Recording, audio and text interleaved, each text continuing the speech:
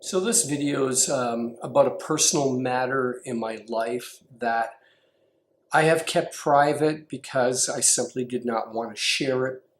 But now I think it's time to share this information, my experience, because I believe it not only can be helpful for somebody else out there, but it could even save somebody's life. So where do I begin?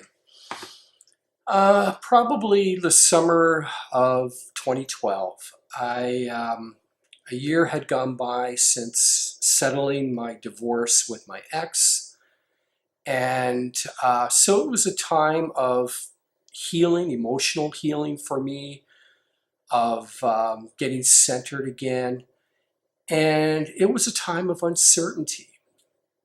Um, and so, what I was actually very optimistic about was the fact that I had been following since late 2006 this amazing vegan diet where I'm eating a lot of fruits and vegetables, and I'm physically active. I'm just feeling really healthy and vibrant. And so I could say to myself in that time of uncertainty that at least I had my health.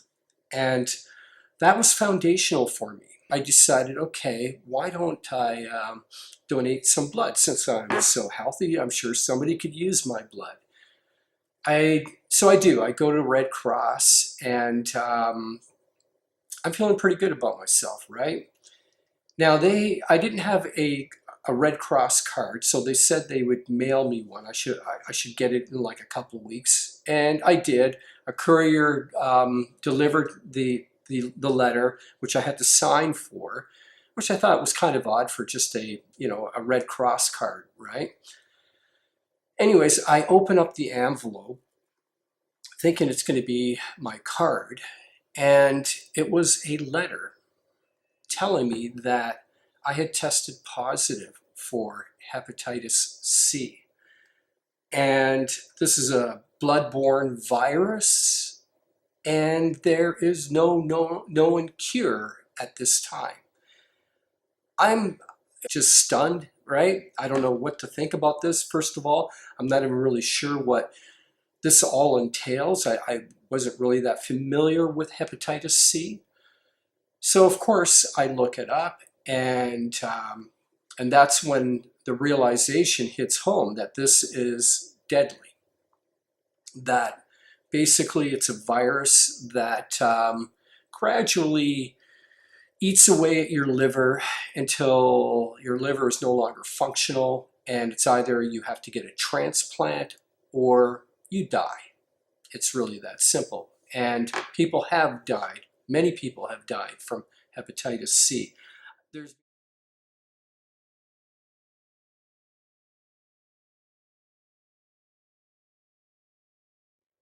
so of course, I notified my ex and have her tested because I'm trying to figure out where could I have gotten this virus. I mean, the common places is from getting tattoos, um, body piercings, sharing needles while using drugs, and it's sexually transmitted to a lesser extent, though. And so my ex, she got the test. It turned out negative. So the only thing I could come up with back in 1987, I had a blood transfusion because I had a bleeding ulcer. I lost a lot of blood. At that time, they were screening the blood for AIDS, but not for hepatitis C. So all those years since 1987, I basically had this virus. Now, fortunately, the relationships I had after getting the blood transfusion, I did use protection anytime there was a sexual encounter. But what really surprised me was, with the exception of one relationship, the women that I um, was with did not require me to use any kind of protection. I was the one insisting upon it. And I think this is really concerning. Like, ladies, you got to insist on this because now I get it. The women that I was with, they didn't see me as a threat. Like, I don't know what a threat is supposed to look like. But you just never know. You just never know. And but fortunately, I had enough common sense at that time to always use protection. And if it means saving your life, it's worth it. Anyhow, so here I am with hepatitis C. But I'm thinking, okay, there's got to be a natural way to deal with this.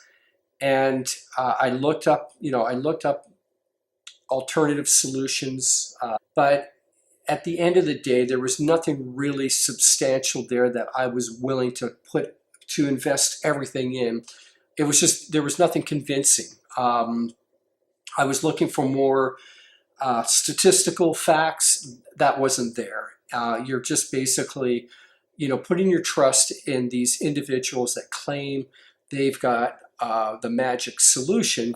The only thing that there was, and I was already doing that, and that was being able to maintain the progression of the disease through lifestyle. And fortunately, when I did become vegan, I wasn't even aware of the fact that I had Hep C, but the lifestyle changes that I made were in my benefit to slow down the progression of this disease. At this point, I saw a specialist, and they do other tests to see if there's liver damage. It turned out that there was. At first, it looked more serious based on the blood test that they did, but when we did further testing that was more accurate, it turned out the damage that was done was minimal and was not life-threatening or anything like that. So at that point, there was there was a treatment out there, and there was a 50% success rate in terms of it eliminating the virus. However, it came at a big price in terms of side effects. It was just brutal. It was a 6-month treatment, and you could possibly have permanent thyroid damage as a result of it, clinical depression, and then while going through the treatment, there was all these other side effects that were just brutal. You would have been, it was on par with doing chemotherapy, basically. It just completely put you out of commission for 6 months. Every person's different, of course. Some people it's worse than it is for others. But because I was, at that time, my viral load was actually quite low, and I was pretty healthy. No, I was really healthy otherwise. Prior to knowing that I had hepatitis C, I actually did get a complete physical done. And, the results came out with flying colors. I was in great shape for a man my age. And so, the specialist that I was seeing recommended that that I could do this treatment. He was pretty sure that the treatment would work in my case because my viral load was low, and because I was in good shape. But he recommended I waited because he figured within 10 years there would be there was all these other drugs in the pipeline waiting to get approval that were far more effective than the existing treatment. And so I thought, okay, yeah, I'll wait it out. It's worth waiting. I'm able to maintain the progression of this disease. Let's just continue with that. And who knows? If I continue to live this really healthy life, maybe the fact that my viral load is so low is because of my lifestyle change. And maybe I can bring it even lower to the point where it doesn't exist anymore. So that was my thinking. But a couple of years into this, I guess by 2013, I had decided that, so that would have been a year, not a couple of years. By 2013, it was affecting my life, like just knowing, even though I was still healthy, and I didn't have any of the symptoms that people typically have with chronic hepatitis C. In fact, had I not tested positive for it, I would have continued on thinking that I was super healthy. Um, so, but yet it was there in the background and it was bothering me. I wasn't dating. I went out on one date, and because it was there in the background, like it's like this, you go out on a date and at some point you got to bring it up. Oh yeah, by the way, before we kiss and make out and do the naughty, I've got Hep C. And so, we're going to use appropriate protection. The likelihood of it transmitting is pretty remote, but, just to be safe, I didn't even want to go down that path. And it was just there in the background. And that's when I decided, you know what? I can't live like this for 10 years. I need to deal with this. So I was willing to go through the conventional treatment. And I let my specialist know that let's do this. Let's just get this done. And he was pretty optimistic that it would be successful. But there was still the risk of these serious side effects. Anyhow, the day that I go in to get started on my treatment, my specialist says, look, before we go forward with this, there has been a drug that has been approved by the FDA in the US. It has a 90% success rate with virtually no or to little side effects. In other words, you can still continue to function normally while on the treatment. And the treatment, in my case, with the type of hepatitis C that I had, would only be a 12-week treatment. Our government here in Ontario had not yet approved it, so that could take another year. But you know what? I thought, okay, it was worth waiting for at this point. It took a little over a year, but our government finally gave the green light for this drug, and I began treatment back in early September. So the drug is called Sovaldi, and I took it with ribavirin. Ribavirin, I believe that's what it's called. And the only side effects I had from it was initially I felt euphoric, because what happens is with the ribavirin, your hemoglobin drops, and mine literally crashed, and it causes anemia. But what I experienced, because when your hemoglobin is low, you're not getting much oxygen in your blood. I felt euphoric, like sort of being, climbing up to the top of the mountain where the air is thin. This is kind of the sensation I had for the first couple of weeks. And then I felt, after that, I started to feel tired and irritable, to the point where I thought everybody was an idiot. It was just very testy. And so I actually did a lot of trolling on YouTube during that time. So I apologize if you were one of the people that I trolled.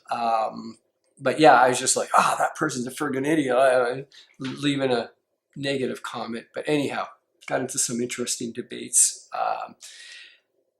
So let's make a long story short here. I did the treatment, and it worked. The virus was no longer detectable, but I had to wait another 3 months to get tested again to make sure that the virus didn't come back. And so that's what I did yesterday. I got the test last week. I got the results in yesterday, and the virus is gone. I am cured of hepatitis C. Now, the only thing about it is the Sovaldi drug is extremely, at this point still, is extremely expensive. Basically, for my treatment, it was about $84,000 US. Now, fortunately, I had coverage. I only had to pay a deductible on that. But yeah, it's expensive. And what is important here is, why I'm sharing this is because I had this disease for years and I never knew it. And lifestyle really does matter. I believe what liver damage I had. Now, oh yeah, by the way, my liver will restore itself, and so that's good. I'm not permanently damaged in that respect. But here's the deal. Prior to becoming a vegan, I did not live the best lifestyle. I drank for a period of time. I was drinking a fair bit. I smoked at a certain point. I ate a lot of junk food. My lifestyle was not the best overall. And I believe that's when most of the liver damage was done. In fact, I think becoming a vegan is really what saved my life in the end.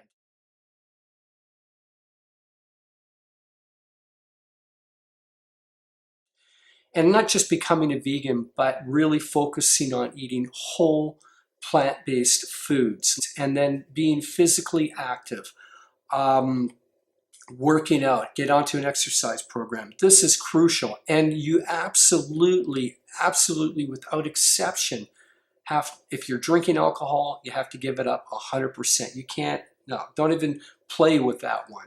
Get rid of it. And smoking and drugs and all of that stuff has got to go. Anything that is harsh on the liver, even if you take Tylenol is harsh on the liver. So anything that does not support your liver, you got to get out of your life. Do not try to cure this through natural means. The thing is, this is where Big Pharma is going to help you out. These drugs do work. And this new treatment that's out, you're not going to have all the terrible side effects. So if you can get the treatment right away, then do it. But in the meantime, change your lifestyle. For those out there who have got tattoos, because I know there are a lot of people these days getting tattoos, or you've had body piercings, get tested. Or you've had unprotected sex, get tested. Get tested. It's no big deal. A test is really simple to do.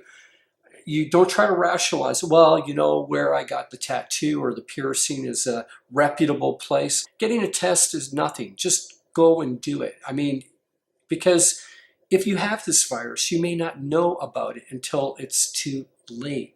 So don't put yourself in that situation when it's totally unnecessary. And so that's it. That has been my experience with hepatitis C. And I hope this video is of help to somebody out there. And yeah, what else? But that's it. Take care.